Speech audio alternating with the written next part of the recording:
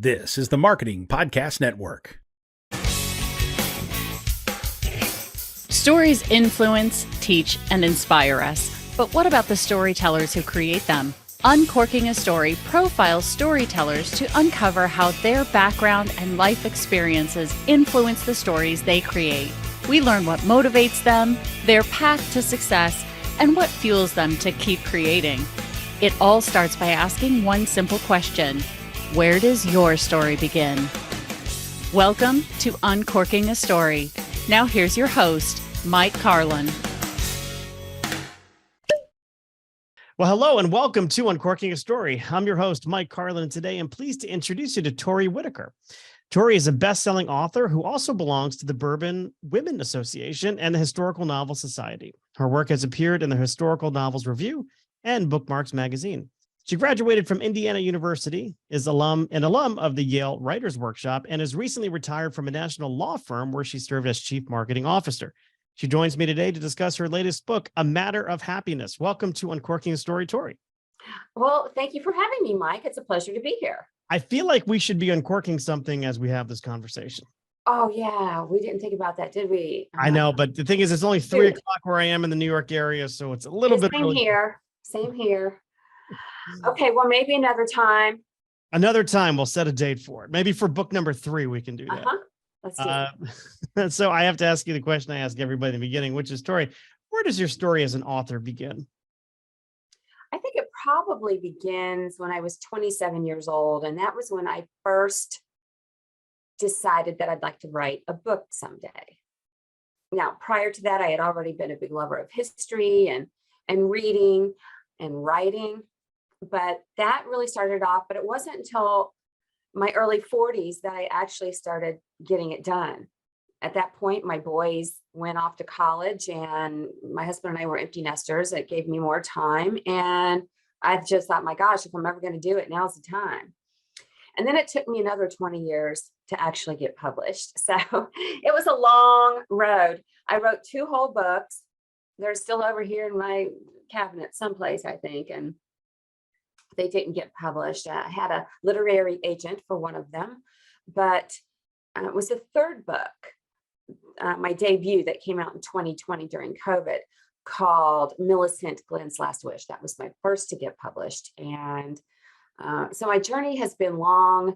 And if I had to point to what was the key difference of being between an aspiring author and a published author, I think it was that before my first debut, I got involved in writers' workshops and began a critique group. We've now been gathering every month for almost 6 years.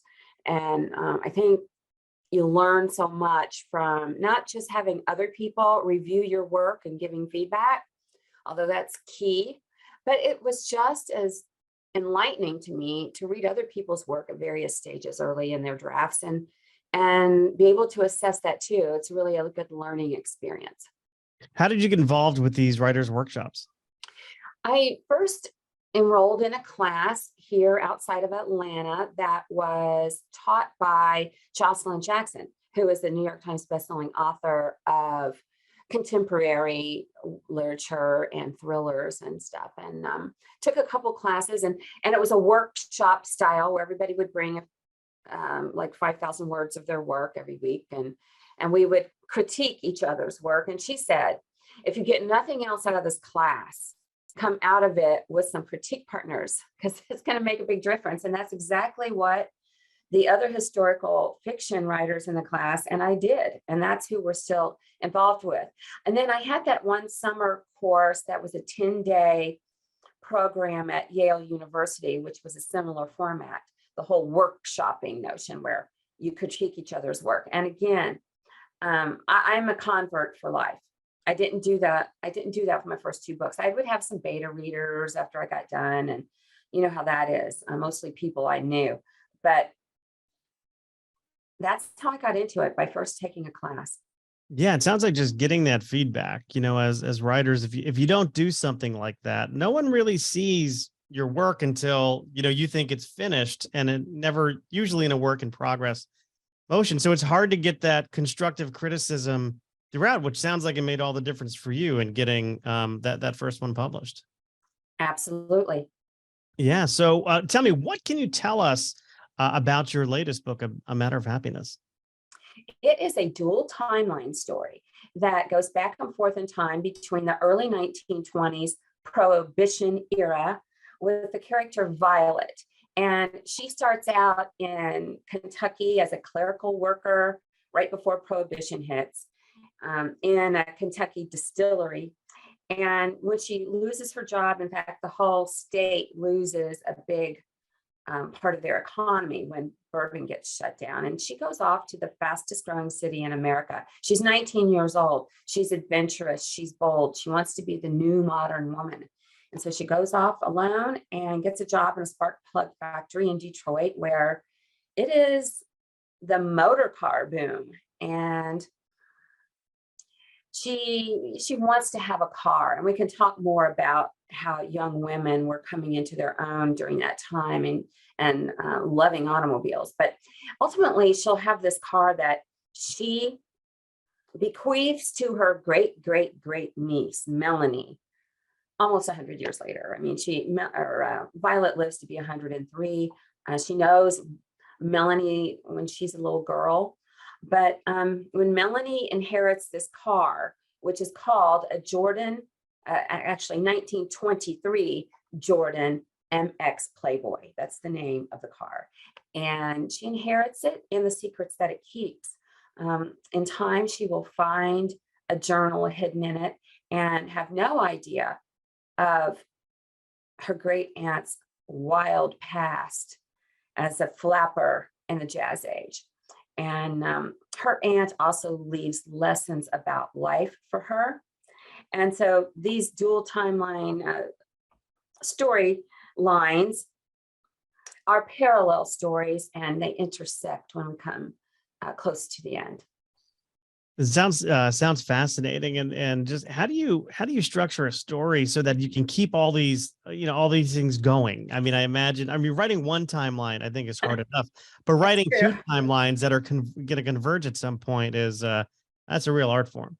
Yeah, well, you pull your hair out a lot. I wrote my first novel as a dual timeline structure too. I've always been a reader of dual timelines for the last 15 years or so. I love the structure. I love that interplay between history and modern day's look back at it, and then how some things never change. They're universal, whether they happened 100 years ago or they're happening now, like having challenges within the workplace or issues with family members, or coming to decisions about love and things like that.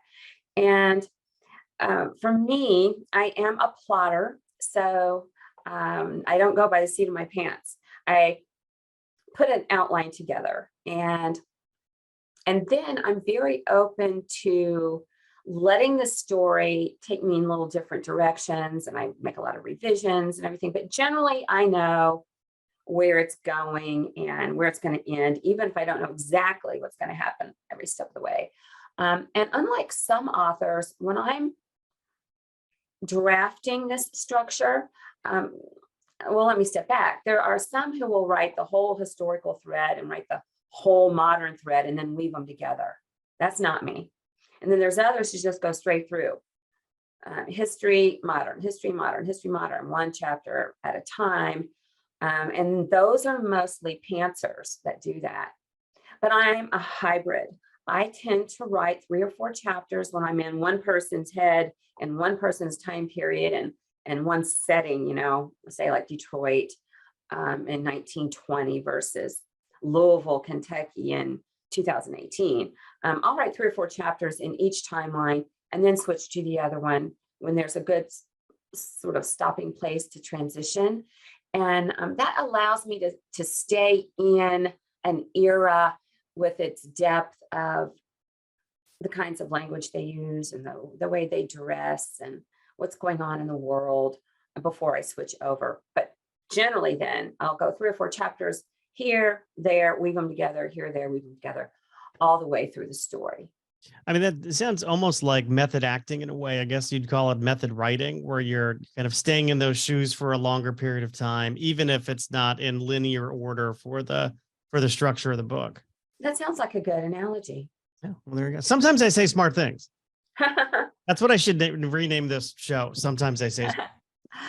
Yeah, well, at the end of all of that process, then of course, there's supposed to be a story arc in each of the timelines, and then an overall book arc. So there's 3 arcs you're dealing with. So to your point earlier, yeah, it is challenging to do.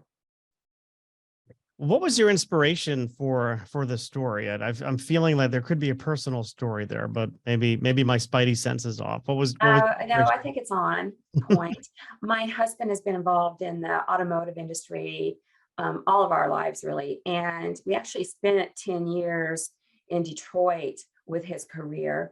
We're down in Georgia now, and we both grew up in the Midwest, but before coming down here. But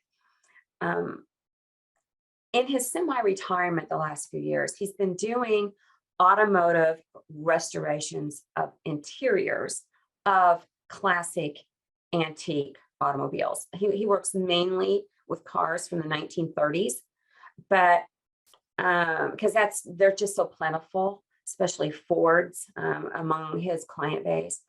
But I had this little kernel of a vision some years back thinking, what if one of these 100-year-old cars was stored away somewhere and hiding something that someone decades later would find?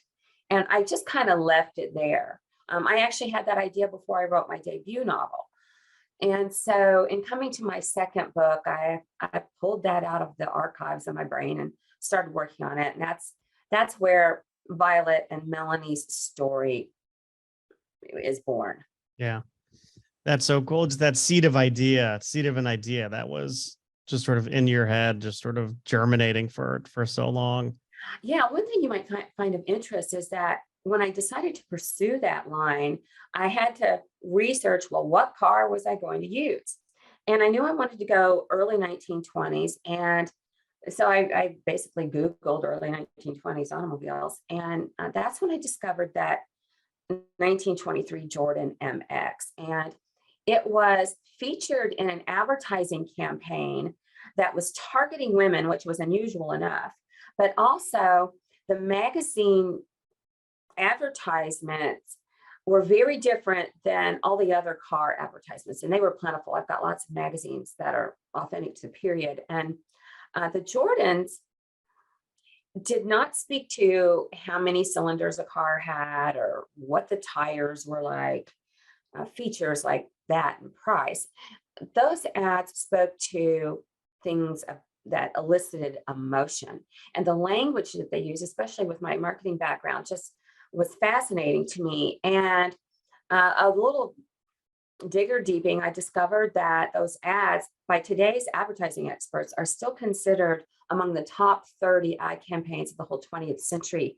And they rank in that grouping things like Nike's Just Do It and This Bud's for You with Budweiser and so forth. And so that made it stick. I was like, okay, I'm going to use the Jordan. Then I was not too far along into the story when doing more research, and I uncover that F. Scott Fitzgerald named Jordan Baker in The Great Gatsby after the Jordan automobiles because the cars were just so wildly popular with flappers.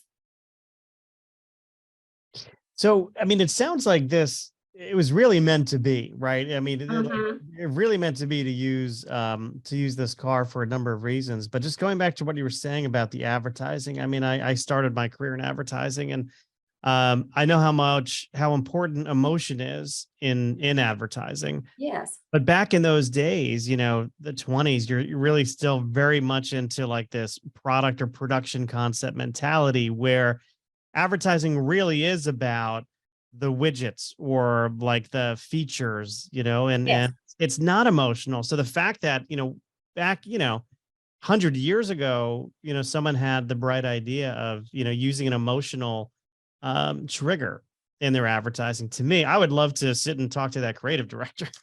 Well, it was actually the founder of the Jordan Motor Company who wrote the copy himself. He actually used to do some advertising earlier in his career in Chicago, and though he was based in Cleveland when he started the company, he wrote the ads himself for years, and I find that just super fascinating too. But the one particular ad that I borrow for my book, it's sort of a epigraph at the front of the before chapter 1. It has language in it that, again, it's just so crazy to me for that era targeting women. Like it'll say things like, she, being the woman they're talking about in the reader, likes the cross of the wild and the tame. I'm like, what? And it'll say hints of old loves and things like that. I'm like, okay, this ad really, Chris, Mike,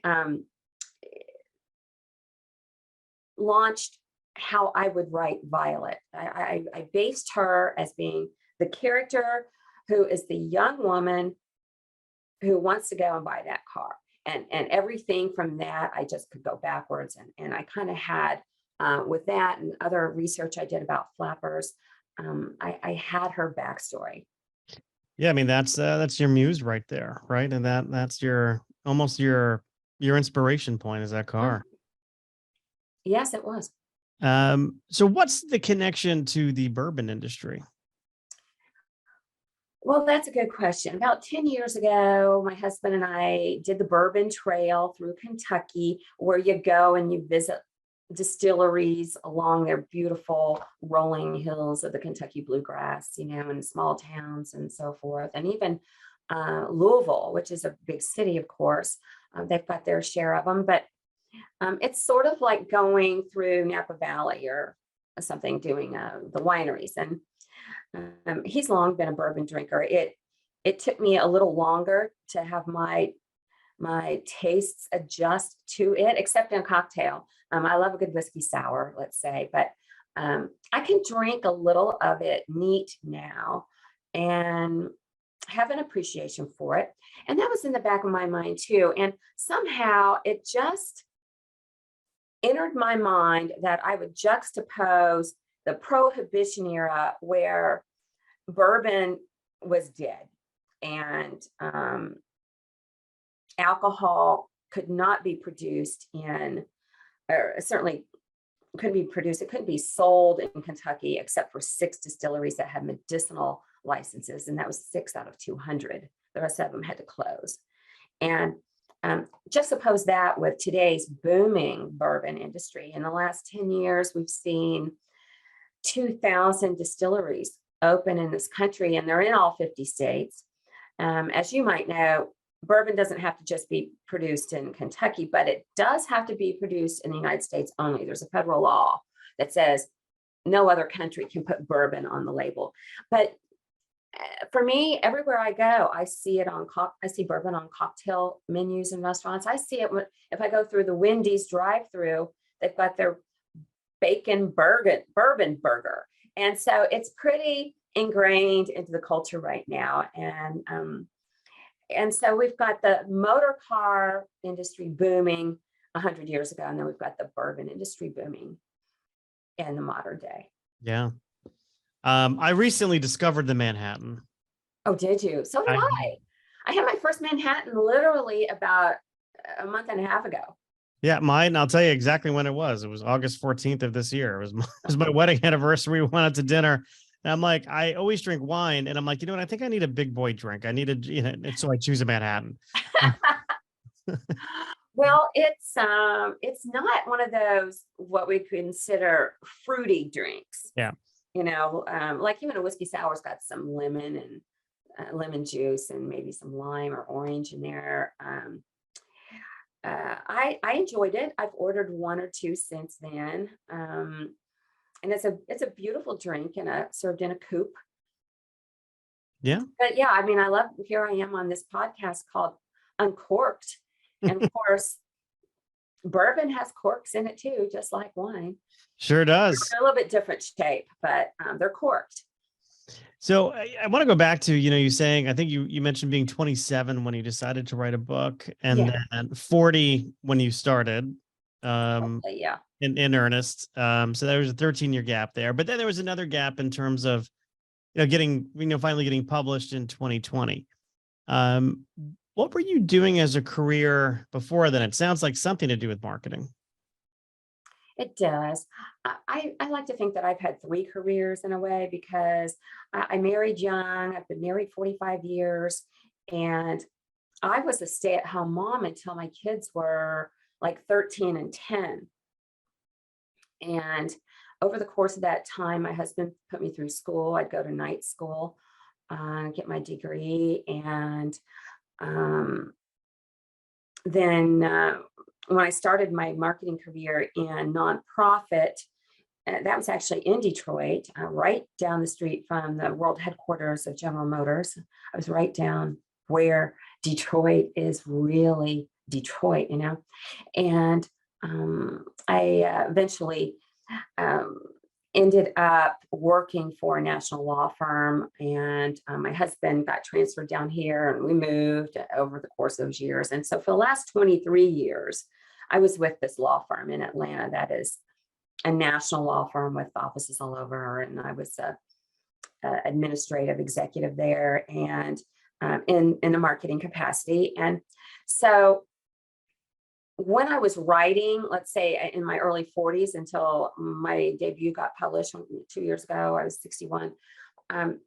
During those years, I would have to write just when I could, and in evenings. And again, our kids had moved out of the house by then, so that gave me some more time. And I'd write on the weekends. But Mike, the thing that I did that was most effective for me was that I had a lot of PTO at that point. And I would take my vacation time, and I would have a whole week from like a Saturday morning all through the next week to the following Sunday night. And that gave me 9 days to really get in a zone and start kicking things out. I would write up to 14 hours a day, typically a minimum of 10, but mostly like 12 to 14 hours a day. And just, my eyes would just have to close, but otherwise, my brain was so on fire in this writing zone that I could have written all night. But that allowed me to knock out big chunks at a time, lots of chapters. And I'd have my little outline, as I said, and I would mark off chapter 7, chapter 8, chapter 9. And I mean, it's drafts. But then on weekends and things thereafter, I could spend time revising. Did you find, just having a professional career in marketing, did you find that helped you when it came time to market your books, or did you find that it wasn't as easy as you thought it might be? Oh, that is very insightful.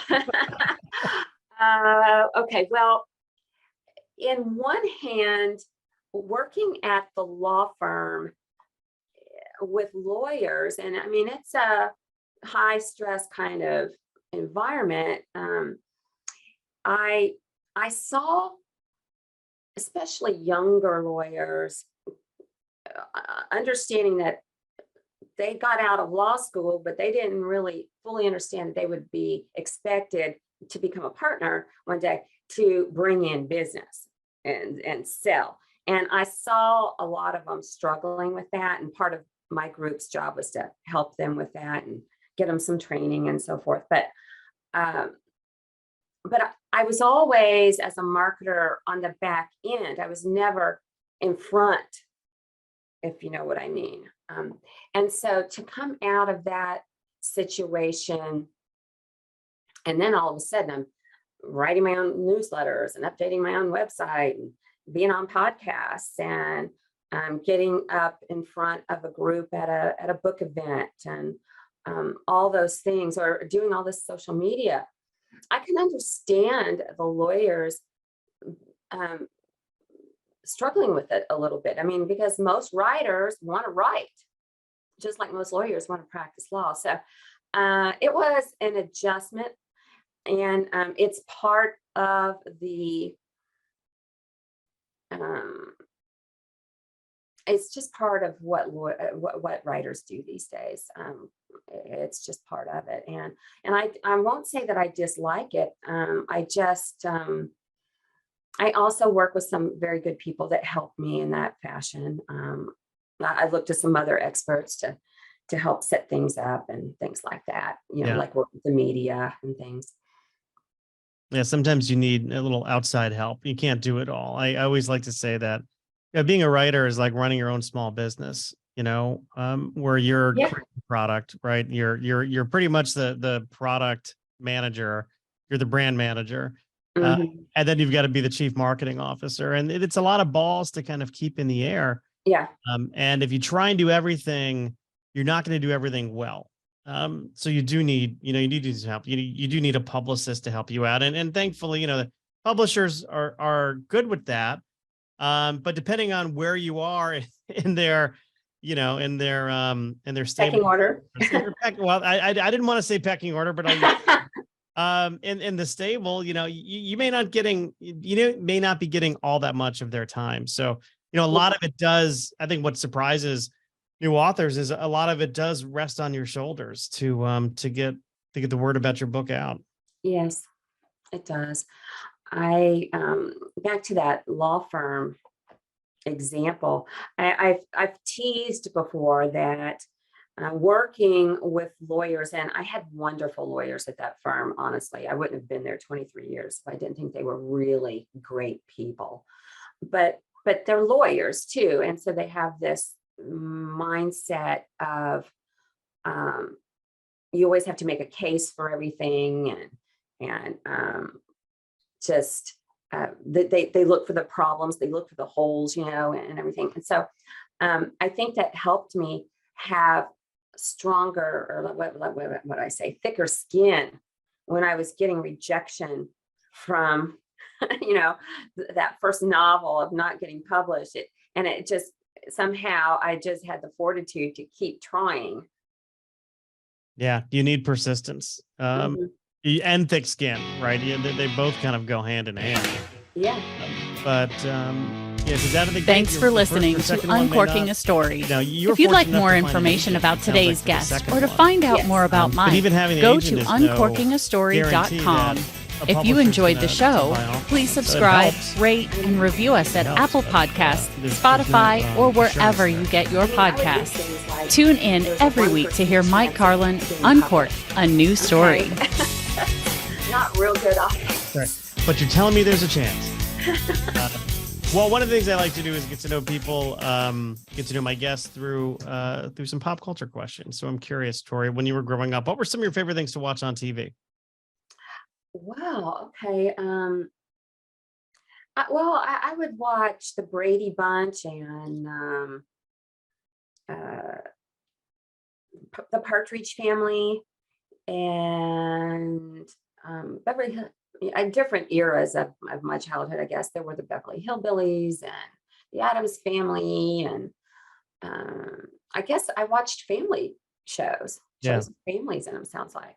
I have to say the Brady Bunch comes up all the time when I ask this question. Yeah. It comes up all the time. I can remember that one. I mean, it was just one of those just like hits, right? It's this family that really doesn't exist. I mean, I always love the AstroTurf in the backyard. But was there a particular Brady that you identified with, or a character on that show that you identified with more than others? When that show first came out, I'm not talking me watching it in syndication or whatever it's called. I mean, I watched it when it was new. I was the same age as Jan, the middle daughter. But yet I always sort of like, Marsha. Sure. Marsha's, she was beautiful and almost like the aspirational one, right? She was the older sister, Yeah. Long, straight hair. Of course, they all had long hair, but I mean, I still remember pork chops and applesauce.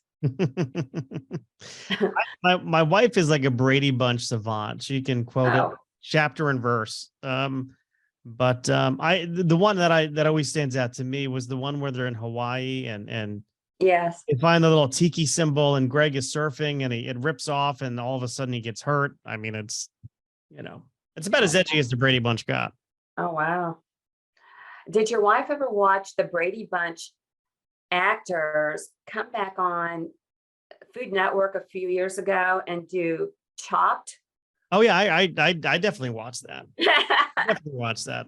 And I used to watch all those Brady reunions. There was one they did around Christmas time, where the big reveal was that Bobby became like a race car driver, and it was like this big secret. I was just silly. Wasn't the mother's name Florence Henderson? And Lawrence, yeah, absolutely. I watched her on Dancing with the Stars. I mean, that's how bad it was. That was right before she died, I think. I mean, I don't think she lived that much longer after that. Yeah, you might be right. A couple years. I remember her from the Wesson oil commercials from back in the day. Oh yeah, The Wesson I haven't oil. thought of that in years. That really sparked a memory. Which leads me to another question, which is a little trickier one, though. But as a marketing person, maybe you have an idea on the top of your head or example. I know the pressure's on. Any favorite ad campaigns or memorable ad campaigns from when you were a kid? Oh, well, yeah, there was. I can't believe I ate the whole thing. And M&Ms melt in your mouth and not in your hands. And yeah. Two mints in one. Spurts. I remember double mint, double your pleasure, double your fun. They always had the identical twins. And right. In green clothes. I have a twin brother, so those. Oh, you do? Yeah, I do. Yeah, identical? No, he's not. He's not. But people say now that we're older, we're starting to look a lot more alike. I also have triplets. Oh wow! So don't drink the water in our house, because you never. Wow. Are they boys, girls, or both? We have both, 2 girls and a boy. Nice. 2 girls. And when they were little, did they get all dressed up in coordinating outfits for Halloween? Well, okay, the first 2 years, we did. There were 3 peas in a pod when they were babies. Oh, I love it. And then the next year there were 3 pumpkins, and then after that they went their separate ways. Oh, okay. For costumes, yeah. They tried, one of those things where they appreciate having a brother and a sister, but they don't want to be known as the triplets, which I can completely understand because we never wanted to be known as the twins in our house. Oh, okay. Wow. I'm sorry. Interesting. Yeah. Oh, yeah. Very interesting. How about music? What were you listening to growing up? When I think about my real music, it was what we would consider now classic hard rock. I mean, I loved Led Zeppelin, like from 8th, 9th grade on. Aerosmith, bands like that. When I was a little younger, say 5th or 6th grade, I guess, I was the same age as Michael Jackson, who then was with the Jackson 5. I mean, he was a kid, right? And so I would listen to ABC and stuff like that, and Donny Osmond, Puppy Love. Oh yeah, but then later it was more like those rock bands I was talking about, and maybe even Black Sabbath and stuff like that. What about you? Oh, I love it all. Oh no, I mean, I went through a whole Iron Maiden, Black Sabbath, Led Zeppelin. I mean, I love all that stuff. I still listen to it now. I mean, in the car, Sirius Radio, classic rewind, or classic vinyl. Ozzy's Boneyard. I like all that stuff. But now also I like, I don't know what happened to me. Like my inner teenager is very upset with current adult Mike, because I'll put on yacht rock, before dinner in the kitchen. Are you kidding me? I'm not kidding you. There will be a Christopher Cross song on at some point this evening. Wow. Yeah. Yeah, no, it's I've done a kind of a complete 180. I like 70s, like soft rock. I'm the guy I used to make fun of. I haven't gotten that bad. I know. I should see a doctor about it. Maybe it was a vaccine reaction. I don't know. What about big lessons you've learned about yourself going through the writing and publishing process? Any big insights into your life, Tori? I definitely learned that I have this persistence, as you called it earlier, and this drive. I never as a young woman, considered myself that confident and certainly not competitive. But I learned that I can do something that is important to me without giving up. Mhm. And I also learned that I tend to come to a book and I don't even necessarily realize I am doing it, I swear. But I write these multi-generational stories. And by the time I was writing, like one that didn't get published, and then the one that got my debut. Now this one, I'm like, well, I can't help myself. I mean, you can do dual timeline historical novels without there being multi-generational. But I've come to the conclusion that it just is so much a part of me. It's just so natural because when I was born, I became the fifth living generation of my paternal side of my family. And then decades later, my grandson was born, and we had five generations again, which is pretty rare. And so for me to just think about somebody's great great or great great great, I mean, it's just sort of natural to me. And for me to think about ancestors and future descendants and how they interact and what they leave behind. And I mean, I already think about what I will leave behind for my grandchildren. And that was an eye-opening thing for me to realize that I didn't just take for granted that I had these generations of families, but how it has affected me. Yeah.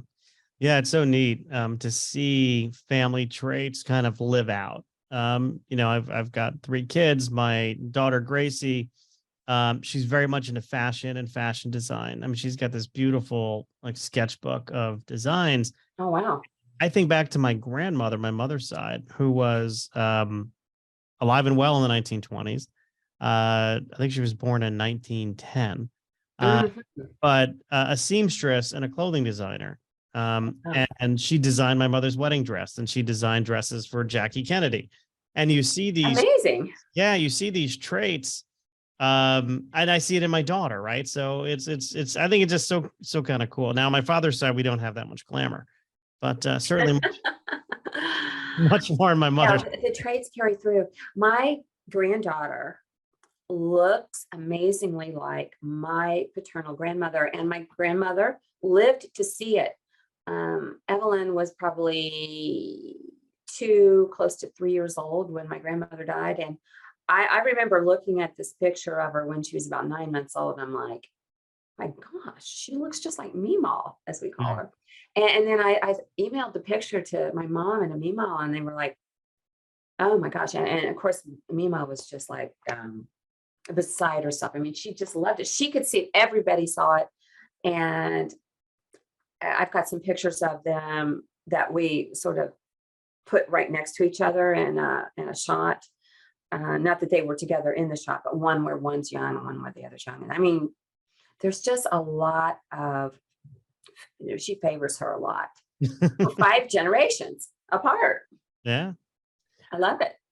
And then if you could go back in time, right? So you're thinking about dual timelines. If you could go talk to and whisper some words of advice into your younger self, what would current Tori tell younger Tori? Gosh, probably